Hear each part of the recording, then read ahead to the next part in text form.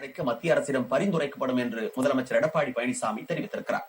சிவகங்கை மாவட்டத்தில் நலத்திட்ட பணிகளை தொடக்கி வைத்த முதலமைச்சர் கொரோனா தடுப்பு நடவடிக்கைகள் குறித்து ஆய்வு மேற்கொண்டார். அப்போது அமைச்சர்கள் விஜயபாஸ்கர், ஆர்.பி. உதயகுமார், கடம்பூர் ராஜு உள்ளிட்டோர் உடன் இருந்தனர். பின்னர் கொரோனா தடுப்பு பணிகள் குறித்து மாவட்ட ஆட்சியர் கூட்டரங்கில் பல்வேறு துறை அதிகாரிகளுடன் முதலமைச்சர் ஆலோசனை நடத்தினார்.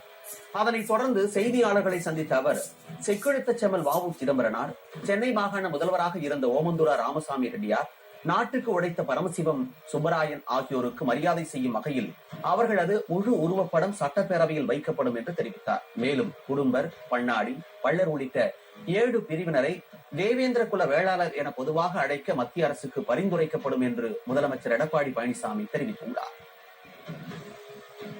பல்வேறு தரப்பினரது கோரிக்கை மற்றும் சென்னை பல்கலைக்கழக மானுடவை அறிக்கை ஆகியவற்றை கருத்தில் கொண்டு மாநில பட்டியலத்தில் உள்ள வாதிரியான் என்ற உட்பிரிவினையும் உள்ளடக்கி கீழ்கண்ட 7 உப சாதிகளை சார்ந்தவர்கள், அதாவது 1 தேவேந்திர குலத்தான், 2 கடையன், 3 காலாடி, 4 குடுமன், 5 பல்லன், 6 பண்ணாடி மற்றும் 7 வாதிரியான் ஆகிய 7 உட்பிரிவுகளை சார்ந்தவர்களை தேவேந்திர குல வேளாளர் என பொது பெயரிட பரிந்துரைத்துள்ளது.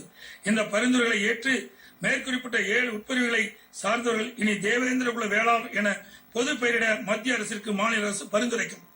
மேலும் தேவேந்திர குல வேளாளர் என பொது பெயரிட்டாலும் மேற்குறிப்பிட்ட 7 ஜாதி உட்பிரிவிலும் தற்போதைய சமூக பொருளாதார நிலையை கருத்தில் கொண்டு பட்டியலின் வகுப்பில் தொடரும் குழு பரிந்துரைத்துள்ளது.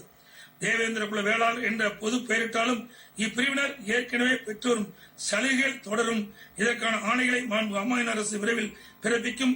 மேலும் மாநில அரசின் பரிந்துரை மீது மத்திய அரசிடமிருந்து ஆணை பெற மாண்பு அம்மாவின் அரசு உரிய நடவடிக்கை மேற்கொள்ளும் என்பதை தெரிவித்துக் கொள்கிறேன்.